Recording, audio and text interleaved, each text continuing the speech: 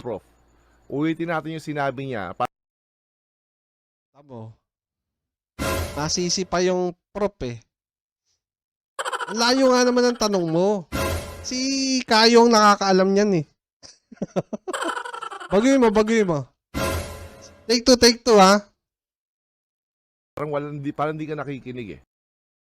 Ikaw pa yung hindi nakikinig. Ikaw yung nag-interview, ikaw pa yung hindi nakikinig ha. Makinig kayo kay Kayo.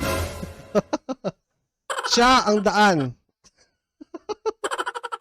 Patungo. Alam niyo na ako saan patungo yun. Meron ka bang headset dyan? Mukhang hindi ka nakikinig. Ang daming sinabi, ang daming grandstand ni Idol eh. Tamo. Ang daming sinabi, ang daming grandstand ni Idol. Hindi ka nakikinig ha, Sir Richard Hyderian. Makinig ka. Kay Kayo. Yan. Malamang. Marami na namang iyak nito.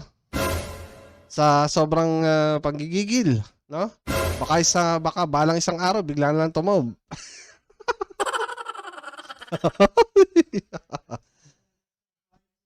Handa naman tayo magpadala ng bulaklak, guys.